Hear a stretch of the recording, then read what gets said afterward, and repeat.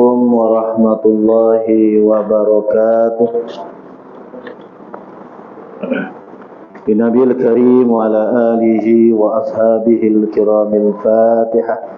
أعوذ بالله من الشيطان الرجيم. بسم الله الرحمن الرحيم. الحمد لله رب العالمين الرحمن الرحيم مالك يوم الدين إياك نعبد وإياك نستعين اهدنا الصراط المستقيم صراط الذين أنعمت عليهم غير المغضوب عليهم ولا الضالين آمين. Bismillahirrahmanirrahim. Alhamdulillahilladzi 'allama bil qalam 'allamal insana ma lam ya'lam. Afdhalus salatu wassalamu ala sayyidina wa habibina wa syafiina Muhammad wa ala alihi wa sahbihi ajma'in. La hawla wa la quwwata illa billahil aliyyil 'azim. Amma ba'du, yang saya hormati lagi semuliakan tuan-tuan imam, tuan-tuan Bilal, tuan-tuan haji, tuan-tuan hajah, tuan-tuan guru, ibu-ibu, ayah-ayah, anak-anak, hadirin hadirat yang dirahmati Allah sekalian. Alhamdulillah, syukur kita kehadrat Allah Subhanahu wa taala. Dengan izinnya, dengan sifat Rahman dan Rahimnya, dapat sama-sama kita hadir dalam majlis ilmu. Mudah-mudahan kuliah kita pada malam ini mendapat barakah, hidayah, inayah daripada Allah Subhanahu wa taala, dan mudah-mudahan ianya menjadi bekalan kita di akhirat insyaallah taala. Alhamdulillah, hari ini kita masuk tajuk seterusnya muka surat 51, iaitu pada menyatakan adab tayamum.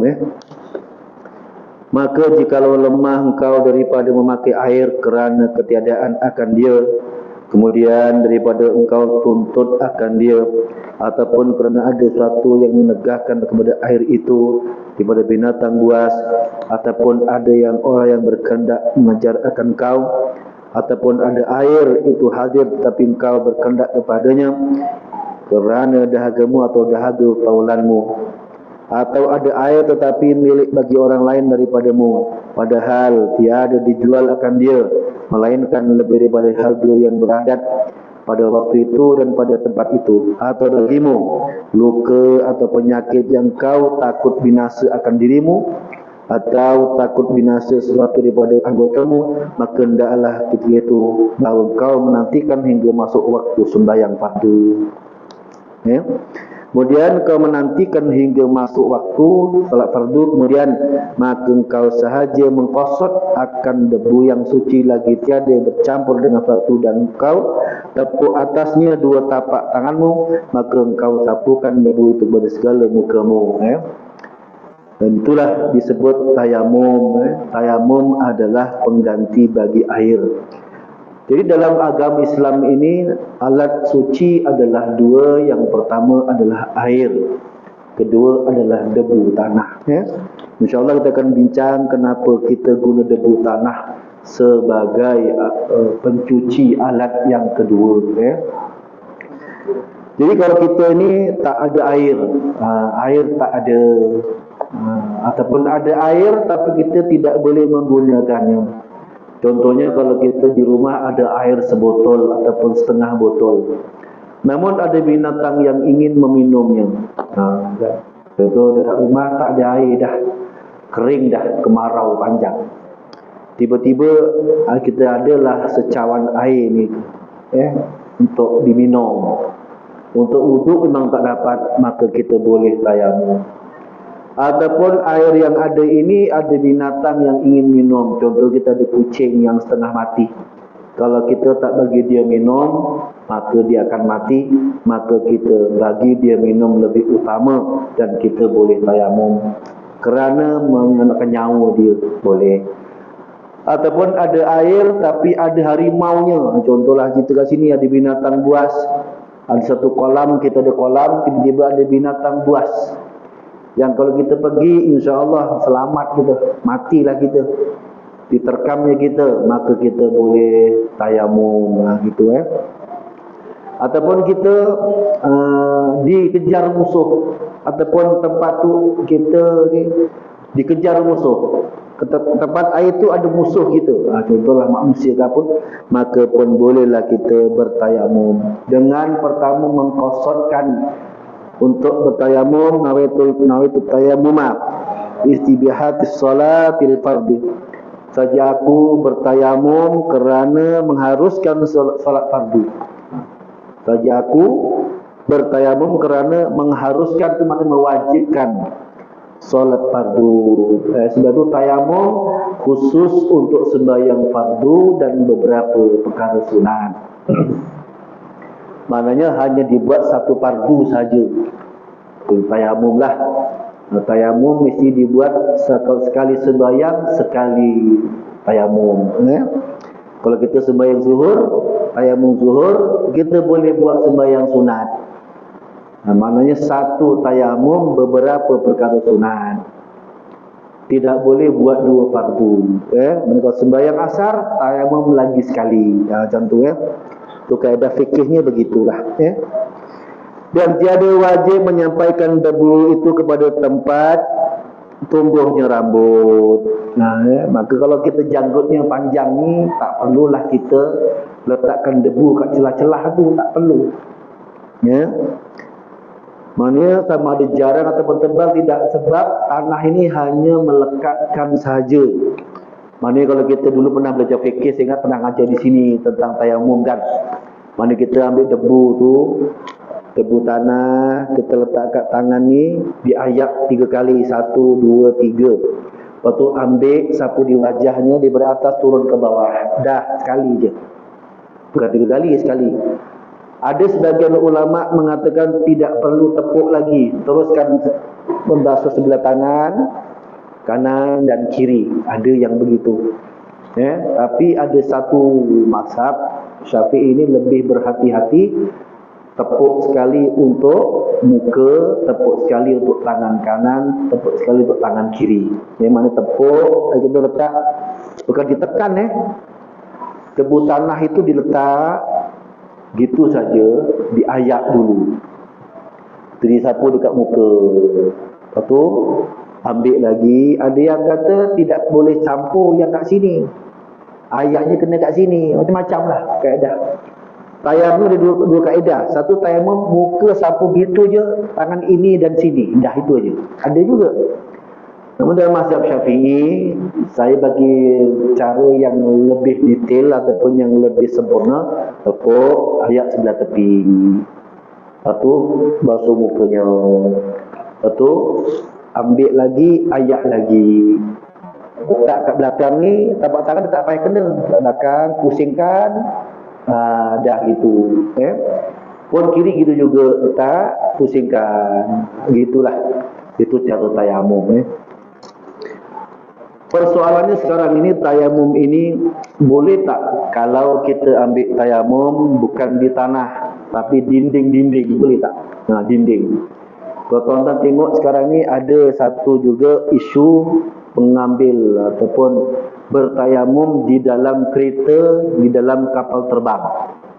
Maka kita pun lihatlah dalam kapal terbang ada orang yang bertayamum di belakang kerusi. Dia duduk depan ada kerusi, dia duduk letak, dia terus sapu. Letak, terus sapu. Boleh tak? Itu persoalan tu. Dalam mazhab Syafi'i, kalau kita pertama sekali Quran menyebut tayamum mesti menggunakan tanah, debu tanah. Kalau debu tanah itu syaratnya pun bukanlah mesti tanah bawah ni, tidak. Syaratnya adalah debu tanah yang suci, yang tidak bercampur dengan najis. Seandainya masjid ini dindingnya ada debu tanah, maka boleh tak dibuat tayamum? Boleh. Syaratnya mesti debu tanah. Kalau dalam kapal terbang ada debu tak? Mana ada? Maka ulama mengatakan tidak boleh bertayamum dalam kapal terbang, sebab di kerusi terbang ada tak debu? Tak ada. Kalau ada boleh silakan. Contoh kapal terbang tu bawa tanah, itulah kan, tak bersih lagi dibersihkan, itu boleh. Ada kapal bawa tanah, tak tahulah kan Kalau di dinding ni ada tanah debu, peganglah, ada debu tak? Maka tu boleh. Syaratnya tidak ada najis. Boleh. Dalam kereta ada debu tanah. Debu tempat terbang ni, debu ni boleh. Di dinding boleh. Duduk hospital, tengok ada debu tanah dekat dinding dia tu. Pegang-pegang, hitam debu kan. Boleh tak buat tayamum? Boleh. Selagi namanya debu tanah tu boleh. Namun dalam mazhab Syafi'i, contoh sembahyang di kapal terbang, tak ada debu pun. Dalam mazhab Syafi'i dibenarkan sembahyang tanpa wuduk, disebut namanya sembahyang menghormati waktu. Sembahyang menghormati waktu yang dikerjakan pada sebelah akhir dan habis waktu. Kecuali kalau kita memang rasa takkan jumpa air bila-bila pun, maka sembahyang tak jumpa air, tak jumpa debu, dah agak takkan jumpa punya, maka dia boleh sembahyang hormat waktu di awal waktu. Boleh. Cuma ada hukum kat situ lah. Mana tayamum ini kalau jumpa debu tanah, contoh kalau dalam terbang memang tak disebut tak ada air, maka kita boleh bawa debu tanah daripada rumah. Bukan banyak pun, satu sudu cukup. Debu tanah bukan nak banyak, satu sudu cukup. Gitu. Sekiranya tidak ada air juga, maka bolehlah kita sembahyang hurmatil waktu tanpa wuduk, tanpa tayamum. Boleh. Dalam mazhab Syafi'i dibolehkan. Cuma dalam bab ini wajib qada semula ataupun tidak. Kan gitu kan? Okey, berpandangan para ulama pelbagai. Contoh kita memang tak jumpa air, tak jumpa debu tanah. Cari sana sini tak jumpa. Maka kalau kita boleh sembahyang dengan sempurna, kiblat kita boleh. Dah menghadap kiblat dah. Kita boleh berdiri dengan betul. Segala rukun-rukun kita boleh buat dengan betul. Sempurna. Maka mengqadhakan itu selepas itu hanya sunat saja. Faham? Kita dah sembahyang sempurna dah. Air tak ada, tak jumpa. Debu pun tak jumpa, contohlah. Sebabnya Rasulullah dulu pernah Siti Aisyah dalam satu riwayat, dia ni pinjam kalung Asma binti Abu Bakar, kakak dia lah. Dia kata kalung tu hilang. Fa'arsala Rasulullah ana shan fi talabiha. Maka dia suruh cari tu mana kalung yang hilang itu. Dalam tiba-tiba keadaan itu, fa hadarat salatu wa laysu ala wudu'in. Maka waktu itu sembahyang pun sudah masuk. Namun tidak ada wudu, tak ada air.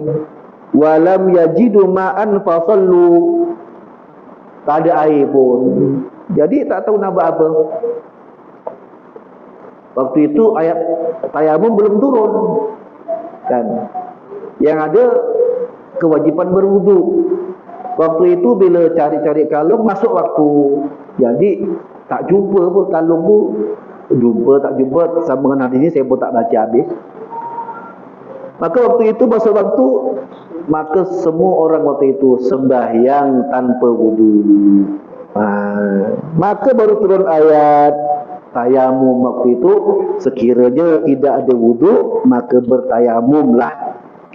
Yakni meletakkan debu tanah di muka dan juga di tangannya. Gitu. Jadi kat situ kata Imam Pagoda Ar-Razi, orang yang tidak ada air, tidak ada tanah pun boleh sembahyang tanpa wudu. Itu dalilnya kat situ. Boleh sembahyang tanpa wudu lah waktu itu. Dalam kitab Syarah Sahih Bukhari kata pun begitu. Maka kalau kita tak ada air, tak ada tanah, kita boleh terus sembahyang. Dengan syarat memang tak jumpa. Macam kapal terbang mungkin jarang berlaku, tapi asal ada pertanyaan begitu kan. Jadi mazhab Syafi'i kata kalau tak jumpa dua-dua ni, disebut dalam kitab fikih apa tu? Taqiyut Tahurain tu, dua alat suci tak jumpa, maka mazhab Syafi'i membenarkan sembahyang tanpa wudu. Kalau misal kata sembahyang tadi sempurna dah, boleh berdiri, boleh menghadap kiblat, segala rukunnya pun semua dapat dibuat sampai Assalamualaikum warahmatullahi. Waktu itu dalam kitab Majmu' Syarah Muhadzab oleh Nawawi, pengikut pandangan Imam Al-Muzanni, sunat saja untuk dia mengulangi sembahyangnya. Nah,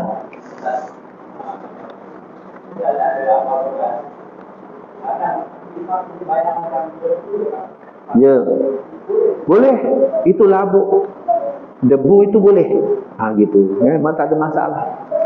Sekiranya kita sembahyang tanpa wuduk tadi, tak dapat kita tunaikan dengan baik semuanya, tak boleh menghadap kiblat, rukun-rukun pun kita tak boleh buat dengan sempurna, contohnya kan, waktu itu ulama Syafi'i mengatakan wajib mengulanginya. Sebab boleh menghadap kiblat, kita boleh sembahyang rukun-rukun semua cukup, maka tak perlu mengulangi, hanya sunat saja. Tapi kalau tak boleh buat, maknanya tak ada wuduk, rukun-rukun pun tak nak sempurna. Contohnya saya bagi macam orang yang dikurung dalam penjara, tempat gelap, diikat. Waktu itu dia dengar azan, wajib sembahyang. Yang terkurung, terikat, disembunyikan, dimasukkan dalam kolam, atau dengan benda lah. Itu waktu itu belum tidak sempurna. Seandainya nanti kalau dia dapat diselamatkan ke apa, waktu itu bolehlah dia mengulang. Tapi kalau dah bertahu, itu cuma pandangan para ulama sajalah. Wajib dan sunat itu. Tapi kalau saya kata dia mati waktu itu, dia dah sembahyang, maka tidak akan disoal tanggungjawab oleh Allah Ta'ala waktu itu. Itu ya. Boleh faham ya? Itu berkaitan dengan tayamum. Tayamum tak ada benda yang agak sukar, kita pun jarang buat. Ya. Cuma biasa yang cerita dekat hospital lah. Yang kemalangan jalan raya, yang kakinya berbungkus, yang tangannya berbungkus, wajah berbungkus. Dalam mazhab Syafi'i disebut setiap satu anggota yang berbungkus satu tayamum. Kalau dua berbungkus, dua tayamum. Tiga berbungkus, tiga tayamum. Empat semua berbungkus, satu tayamum saja. Muka bungkus, tangan bungkus, kepala bungkus, kaki pun bungkus, satu tayamum cukup. Faham? Macam itulah keadaannya. Maksudnya bagaimana kalau muka kita ini berbungkus, maka kita kena tayamum dulu. Sapu dekat pembalut tadilah, sapu je lah sebagai syarat. Lepas tu tayamum dekat tangan kiri dan kanan. Baru kita mulakan yang tangan kanan, tak kena balut. Kemudian yang kiri pula balut, maka kena lap tangan dulu bersih-bersih, kering betul.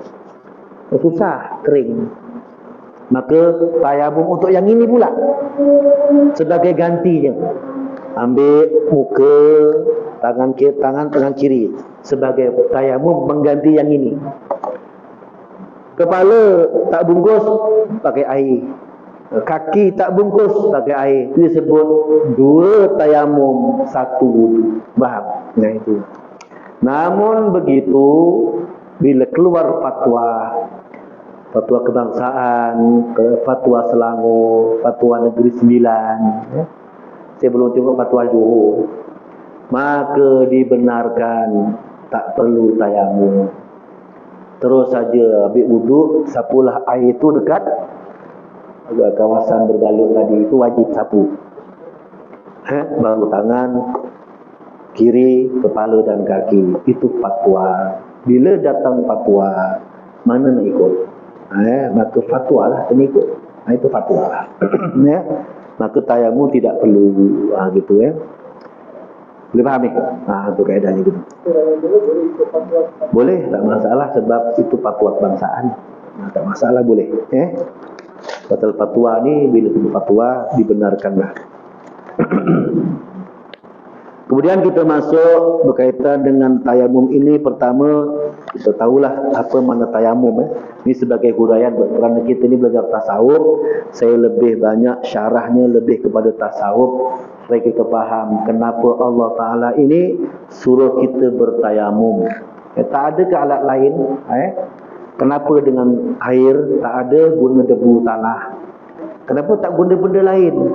Tepung gandum ke yang suci, tepung beras ke ataupun beras letak kat muka kan, sebab tepung beras ni boleh membersihkan muka kan. Lepas tu pakai tepung beras, tanah pula kan, dah kotor.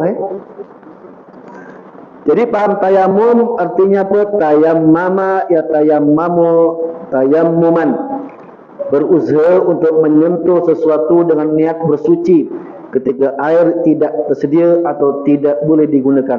Menyentuh sesuatu, itu tayamum. Dalam istilah syarak, dalam kitab Al-Mughni Imam Ibn Qudamah dikata apa?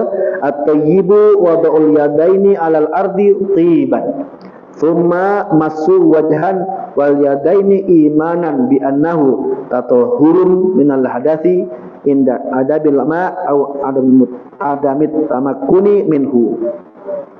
Meletakkan kedua tangan di atas tanah yang suci, kemudian menyapu wajah dan tangan dengan keyakinan bahawa hal itu mensucikan dari hadas. Ketika air tidak ada atau tidak memungkinkan untuk digunakan, jadi alasannya tidak ada air.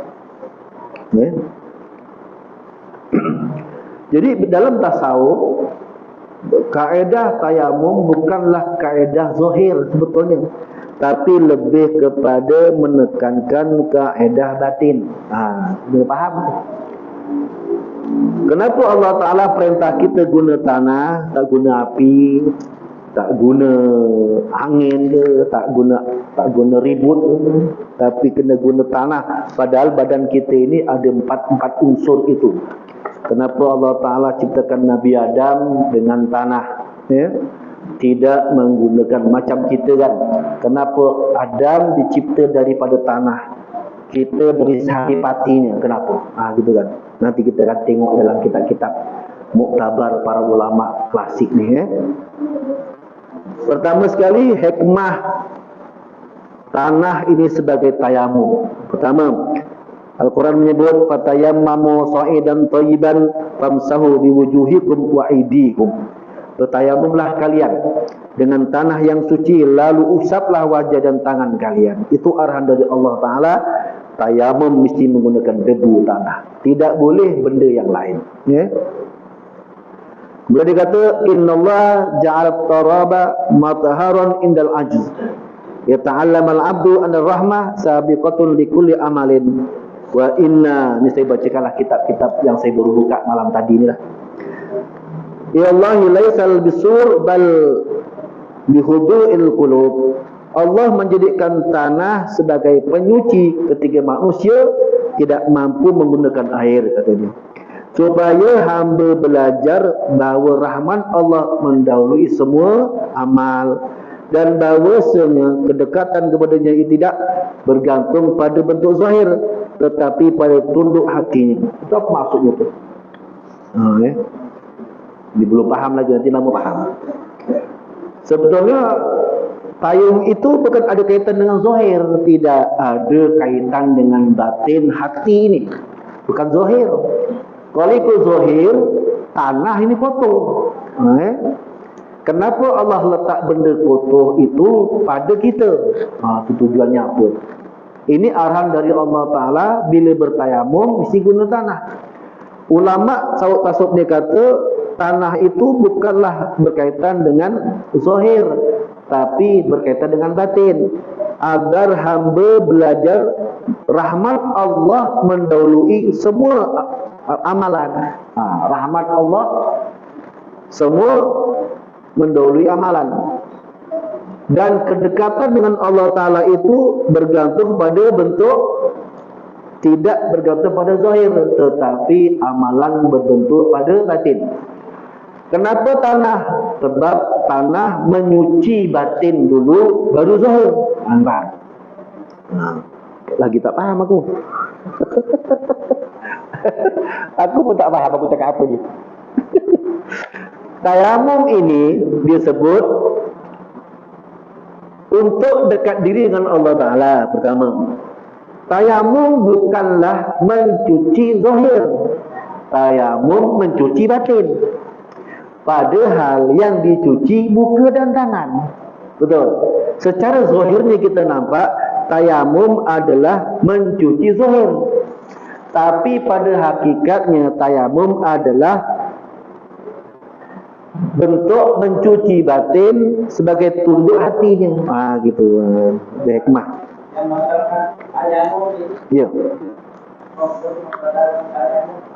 Sama macam membatalkan wudu. Sama semua. Maknanya apa saja batal wudu, itulah semua juga dengan batal yang tayamum. Sentuh orang perempuan, menyentuh kemaluan, maka otomatik maka batallah tayamumnya. Sama, tak lari pun pembatalan tayamum kepada wudu. At-tayammumu, hikmahnya. Kenapa kita disuruh menggunakan tanah? Pertama, dalam kitab Risalah Al-Qusairiyah, dalam bab ikhlas, at-tayammumu tadhkirun bi asl abd. Pertama dia kata tayamum adalah peringatan akan asal hamba. Gitu.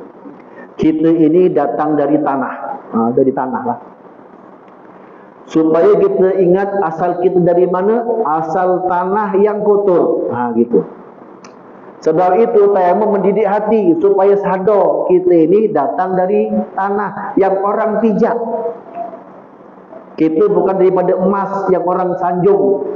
Kita dicipta Allah bukan daripada mutiara yang Allah Ta'ala yang orang sanjung, bukan. Dari tanah yang dipijak. Kita Allah cipta daripada air mani yang turun daripada kemaluan, kotor.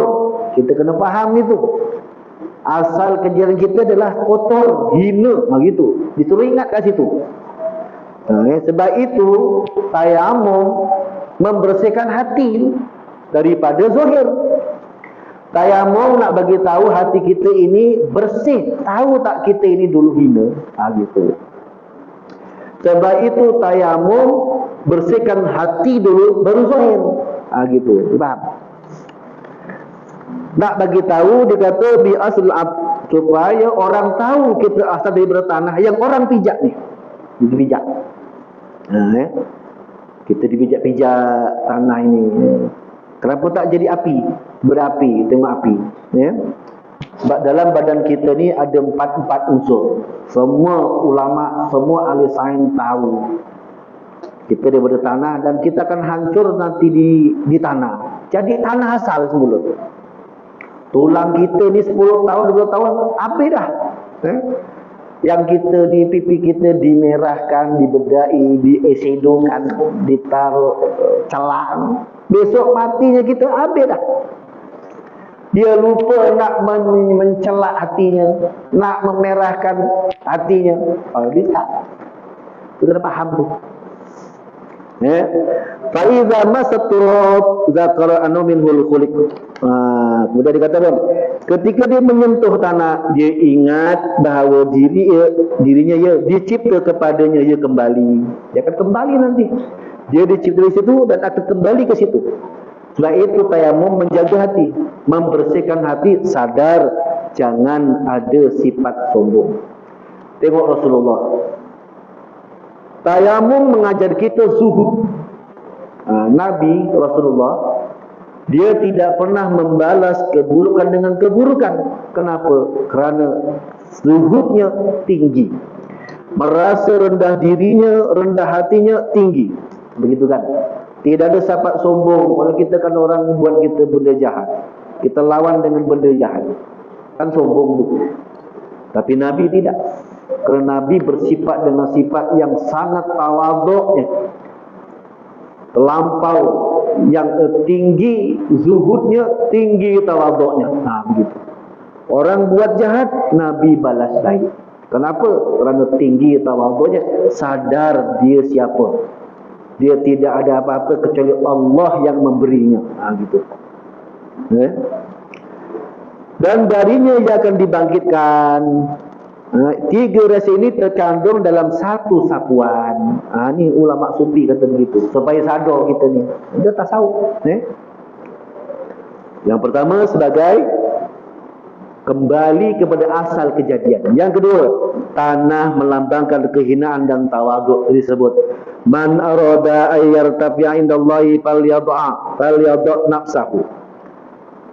Fa innama yabda'ur raf'u minal wad'i. Wa ma ju'ila turab madharun illa litadhakkaral abdu anna tawaddu'a aslu tuhur. Barang siapa ingin ditinggikan oleh Allah, hendaklah ia merendahkan dirinya. Sesungguhnya ketinggian bermula dari kerendahan, dan tanah dijadikan penyuci supaya hamba mengingat bahawa tawaduk adalah asas kesucian. Tawaduk, tahu asal kita daripada situ. Jadi kita tidak boleh bersifat sombong sedikit pun. Ingat, kita asal daripada hina. Gitu jelas Tanah menyucikan batin sebelum zuhir. Yang ini, ketika hamba tidak mendapatkan air, ia tidak kehilangan rahmat. Allah bagi rahmat, cucilah dengan cara benda lain. Tanah mencukupinya agar ia mengetahui bahawa yang dikehendaki Allah adalah kesucian hati. Mana Allah lebih mementingkan kesucian hati, iaitu merasa hina, merasa rendah hati, merasa takir, gitu. Tanah itulah penyebabnya. Gitu Kemudian agar dia mengetahui bahawa yang dikehendaki oleh Allah adalah kesucian hati, bukanlah suwarul amal, bukan berupa amal. Dia menyapu wajahnya dan Allah menyapu hatinya. Itu maksudnya gitu. Sapu wajah, hati kita dia rasa rendah hati, kan begitu. Wajah, ya Allah, aku daripada tanah, dan kembali ke tanah. Gitu. Maka datanglah tawaduknya yang paham. Kita tengok tanah tu, kena faham. Itulah nanti kita kembali kat situ, akan hancur lebur di situ. Itu namanya merendahkan hati. Menyapu wajah, maka Allah menyapu hatinya. Itu ulama tasawuf. Itu dalam kitab Asrar Taharah, itu kita Ihya. Ini saya cari mana-mana kitab. Ini saja, saya pun bukan yang sangat. Cuma itulah, mana-mana kitab kita cari. Itulah, nak bagi tahu penerangan banyak kitab yang menerangkan tentang tayamum. Kemudian tanah adalah simbol fakir. At-tayammum darsun fil faqr. Fal 'abdu idza lam yajidil ma' alima anhu la yamliku syai'an. Tayammum adalah pelajaran dalam kefakiran ketika hamba tidak menemukan air, kata dia. Dia sadar bahawa dia tidak punya apa-apa. Fakirlah. Maka ia masuk sembahyang dengan hati yang pecah, hancur. Hati menurut sufi, jalan yang paling dekat menuju Allah adalah dengan bertayamum. Kan gitu kan, kita ada air, kita kan pecah hatinya, susah kan. Maka cara mengatasinya adalah dengan tayamum. Tadi kita selalu sembahyang, tiba-tiba air pun tak ada, pecah kita. Macam mana ni, susah, hatinya susah. Maka bila kita ambil tayamum, merendahkan hati kita, Allah, ada juga rupanya alat yang Allah kasih untuk tayamum. Yang alat ini tak payah dibeli, mudah. Tengok dinding ada, sapu je lah. Tengok lantai ni pula banyak abuk, boleh pakailah. Maka merasa hina kat situ. Tanah inilah tempat aku dulu jadikan, dan aku kembali ke situ nanti. Dan tanah ini adalah hina, dan aku ini adalah hina. Maka dia merasa penghinaan itu. Maka terasa hina, maka datanglah tawaduk yang maha hebat, maha agung adalah Allah Subhanahu wa ta'ala. Gitu contohlah. Itu maknanya kenapa tanah. tanah itu sebagai alat untuk kemudian hikmah Adam diciptakan daripada tanah dan manusia daripada saripati air mani. Ni supaya kita fahamlah. Dalam tafsir Ibnu Katsir disebut walaqad khalaqnal insana min sulalatin min tin. Sesungguhnya kami telah menciptakan sesuatu saripati berasal dari tanah. Adam daripada tanah. Kita saripatinya. Apa saripati? Saripati adalah bahan yang makanan yang kita makan, maka jadi saripatinya. Begitu. Ya, jelas ya?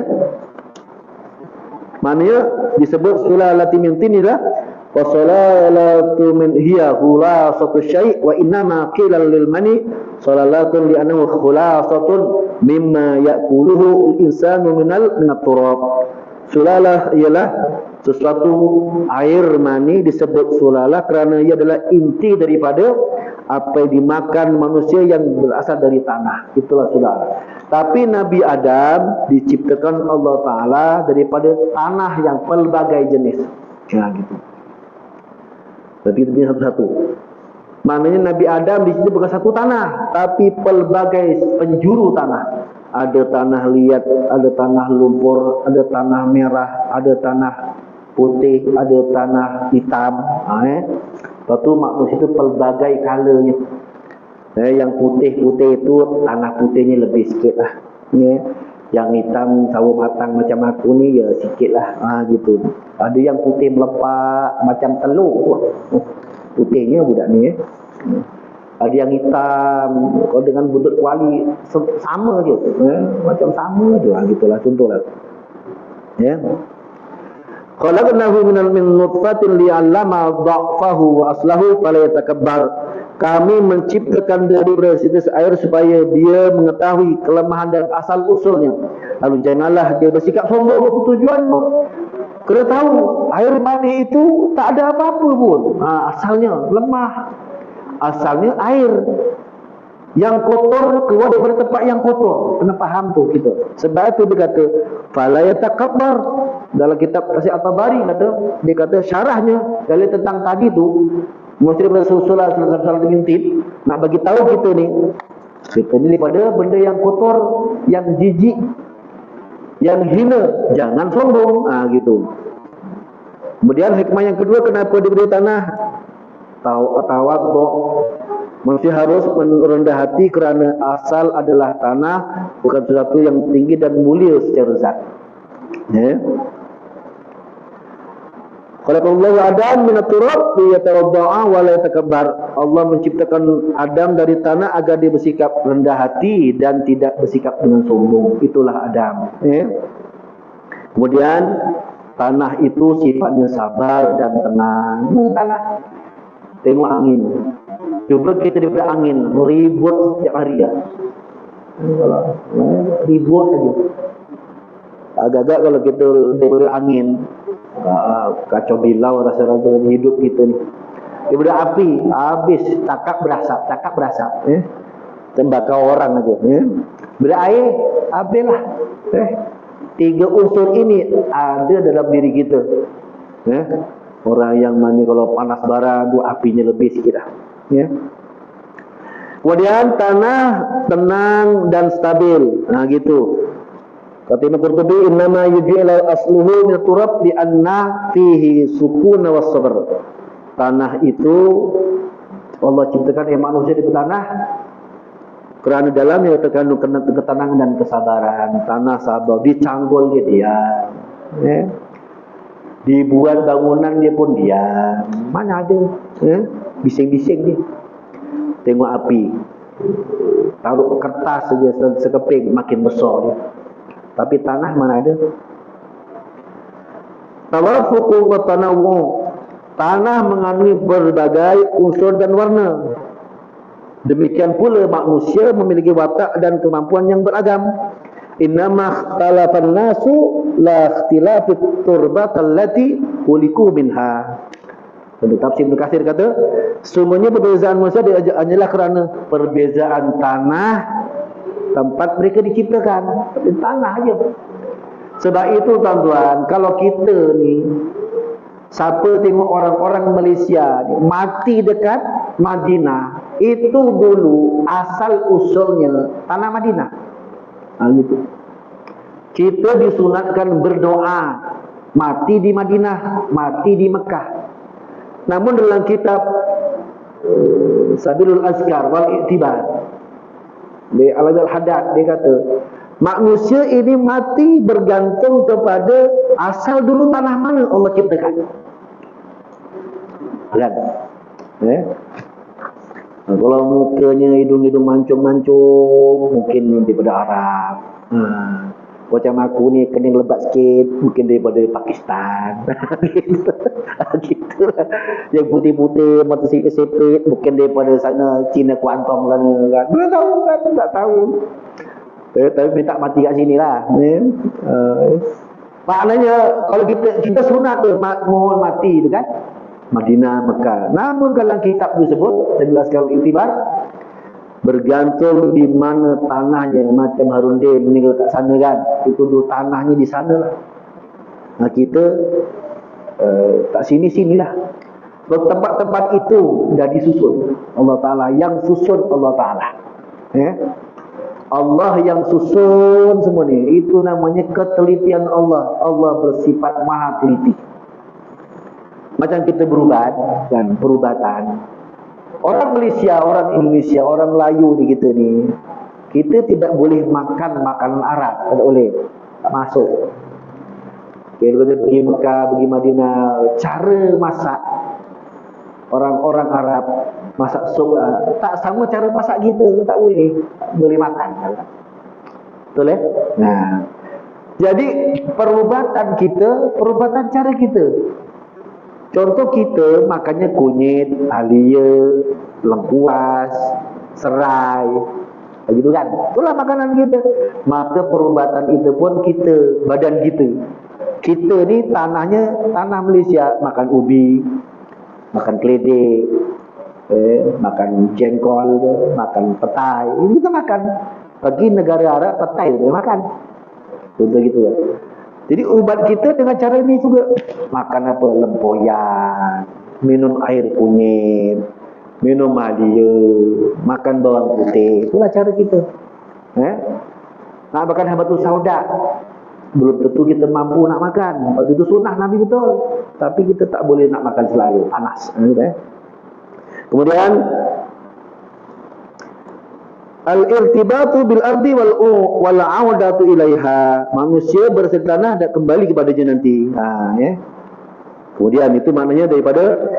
Kemudian kenapa manusia itu diciptakan daripada tanah, daripada air mani, tetapi tidak diciptakan daripada tanah? Faham tak ni? Manusia, Adam saja Allah ciptakan daripada tanah. Tapi manusia ini Allah ciptakan daripada sari matinya pula. Kenapa ya? Sebabnya pertama, cuba tuan-tuan bayangkan, kalau manusia ini tumbuh di mana-mana. Adam diciptakan ambil tanah, ciptakan hidup. Maka diciptakan roh di dalamnya, dia hidup. Tapi manusia tidak. Manusia ada hubungan suami isteri, maka lahirlah manusia. Kenapa? Pertama disebut dalam kitab Al-Qusairiyah, tujuan utama adalah sebagai, pertama kerana disebut kasih sayang. Allah ciptakan Adam, tanah aja, kubur-kubur tanah, jadikan tembikar, jadikan patung, kemudian masukkan roh di dalamnya, maka jadilah Adam. Tapi anak cucu dia haripati. Masa Nabi Adam diciptakan daripada tanah, setelah duduk di surga, Adam dikembalikan ke bumi mula, kan? Daripada tanah diambil, diciptakan di sana, kemudian Allah turunkan daripada syurga turun ke bumi. Turun ke bumi, Allah Ta'ala dia turun ke bumi, tiupkan roh di dalamnya, hidup Nabi Adam. Kemudian Adam Allah Ta'ala dengan kuasanya mengeluarkan dari sulbi Adam ini seluruh dikeluarkan. Seluruh dikeluarkan dari sulbi Adam ini dikeluarkan semua, keluarkan. Dipaham tak jenis? Turun ke bumi, Nabi Adam pun letak dekat satu tempat di Arab di padang Arafah sebelah mana saya pun lupa tu. Dirikan ke sana. Allah Ta'ala dengan kuasanya mengambil ni sulbi Adam ni dikeluarkan semuanya. Dibentang oleh Nabi Adam, Allah Ta'ala dibentang seluruh umatnya, seluruh anak cucunya. Dilihat. Gitu. Maknanya yang disebut masuk Allah tiupkan roh dekat badan Nabi Adam. Allah dah letakkan semua makhluk manusia itu di dalam sulbi Adam. Faham? Turun aja ke bumi, maka sulbi Adam dikeluarkan semuanya manusia ini, dikeluarkan.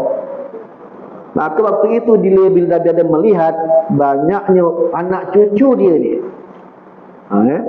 Kata Adam, kalau begini penuhlah bumi. Maka kata Allah, akan aku cipta kematian. Matilah. Lepas itu Nabi semua itu dikembalikan ke dalam sulbi Adam. Bila dia kahwin dengan Hawa, benda tu pindah. Sulbi Adam ni pindah sikit, pindah sehingga anak-anak yang lahir itu mengikut ibu bapanya. Saya bin siapa, Allah dengan teliti dah susun dah. Waktu Nabi apa kata Rasulullah, Allah ciptakan daripada, aku lahir daripada keturunan yang tidak dikacau oleh jahiliyah. Aku daripada keturunan yang tidak ada campur tangan orang-orang jahiliyah. Nabi daripada Nabi Adam pindah, dan kata Nabi, aku berpindah-pindah daripada Nabi Adam pindah Nabi ini sampailah kepada bapakku. Semua kata Nabi tak sampai begitu. Mereka kita dulu dah ada dah yang disebut mengambil perjanjian, apakah aku ini Tuhanmu? Atau itulah semua makhluk bercakap Allah adalah Tuhanku. Sebab itu dalam fitrah kita tetap meyakini adanya Tuhan. Kau orang etis ke, kau orang kafir ke, tetap percaya alam ini ada yang menciptakan. Ada. Ini pula keadaan dahsyat.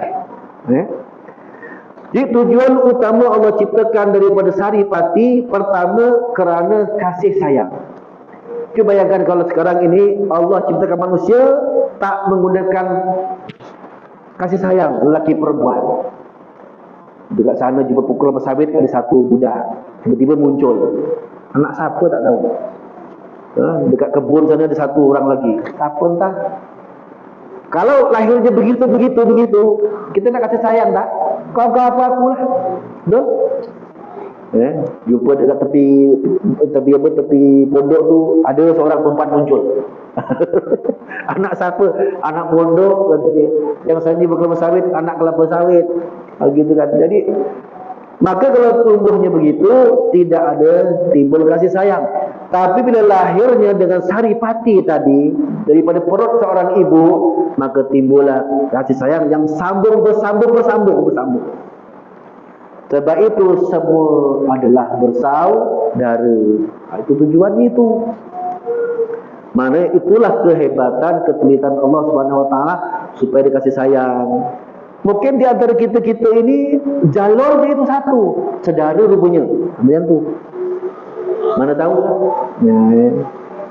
Banyak kan begitu, jumpa, oh itu pakcik aku. Pakcik kau tu kan ada dari bapak aku. Banyak ada macam tu. Ada kaitannya dengan kasih sayang. Itulah. Pada akhirnya begitulah. Itu nak bagi tahu tentang tayamum aja tujuannya. Tapi ada kaitan dengan tanah, supaya kita faham. Tayamum sebagai lambang merendahkan diri kita. Merasalah kita ini hina. Sebab itu kita disuruh menghinakan diri dan fana kepada Allah SWT. Dan kita ini hina, namun dalam masa yang sama kita Allah muliakan dengan diberinya roh. Gitu. Kita asal daripada benda yang hina, namun Allah muliakan dengan adanya hati yang baik. Tayamum tadi dengan perkara yang hina, namun pada pandangan Allah hatinya mulia. Begitu kan? Hatinya menjadi mulia walaupun dengan perbuatan yang hina tadi, menyapu wajah. Dan Allah memandang hati baru amal. Bukan amal dulu, hati dulu baru amal. Jelas ya? Itulah namanya tayamum dalam bab tasawuf. Sikit-sikit lah supaya kita faham. Saya nak guna bahasa yang sukar ni, susah juga nak mahamkan bahasa-bahasa kitab. Kitab lama ni susah nak faham. Macam kitab Al-Hujwiri. Saya ada satu kitab Kasful Mahjub. Kitab tu kitab lama. Terjemah aja, tapi bahasa kuning. Aduh, susahnya nak faham. So, saya nak bawa ni supaya kita faham pasal tasawuf ada kaitan dengan konsep hati. Kita belajar bab hati lah, supaya kita faham amal yang utama adalah amalan hati, ya? Supaya kita rajin berzikir pada Allah Subhanahu Wa Taala. Ingatlah perbuatan maksiat adalah dosa yang sangat Allah Taala murkai, ya? Janganlah kita ni hina, kita hinakan lagi hati kita ni, ya? Asal berhina, janganlah hinakan hati kita ni dengan Allah Taala lagi, ya? Supaya hati kita jadi bersih, faham kita daripada orang yang daripada asal yang hina. Itu saja untuk malam ni, insya-Allah taala. Yang faham, yang tak faham ya buat faham ajalah, ya. Itu saja untuk malam ni, insya-Allah taala. Ada soalan lagi tak bab tayamum ni? Tak ada, ya. Tayamum itulah caranya. Maknanya kalau sembahyang tak ada air, tayamum lah. Gitu. Tak boleh tayamum sembahyang tanpa wuduk, disebut faqih tahurain. Sembahyang tanpa dua alat mencuci. Gitu. Maknanya kalau tak ada, sembahyang saja. Kalau kita sembahyang saja, rukun syaratnya sempurna semua, maka sunat saja diulang. Sekiranya tak boleh sempurna, maka mengqadha semula adalah wajib. Namun kalau tak sempat qadha, kita pun mati, maka kita sudah menyempurnakan sembahyang. Gitulah. Sebab sembahyang ini tetap dibuat walaupun kita dalam keadaan sakit, kecuali kalau dah hilang akal. Maknanya apa sahaja keadaan kita di penjara, kita diikat, kita dibungkus, tapi ada akal lagi, wajib sembahyang. Kita dibungkus macam pocong buah. Macam dekat di Palestin kan, dibungkusnya, dihancurkannya. Selagi ada nyawanya, ada akalnya, wajib sembahyang kalau masuk waktu. Wajib sembahyang. Baru-baru saya di hospital yang lepas ni, pakcik saya sakit ni, tengok dia sembahyang. Walaupun sembahyang tak sampai 2 minit, dah yang penting sembahyang lah. Sembahyang baring, begitu, tak begitu, selesai, siap ni. Yang penting sembahyang, ya. Selagi akalnya ada, pada gila lain lah. Kau datanya ni berapa nak? 10, tak payah sembahyang. Dia tak ingat. Kau siapa? Kita cakap, saya ni Ustaz Din. Oh, Ustaz Din. Kau siapa? Tanya lagi. Tak payahlah, sembahyang ni nyanyuk dah tu. Nyanyuk tak payahlah. Sembahyang tak ingat dah kan? Tak payahlah. Lepas kewajipannya lah, ya. Itu saja, wallahu a'lam bishawab. Marah dan suratul As. Bismillahirrahmanirrahim. Bismillahirrahmanirrahim. Ila alladziina amalu wa 'amilus shalihati wa tawassaw bil haqqi wa tawassaw bis sabr. Assalamualaikum warahmatullahi wabarakatuh.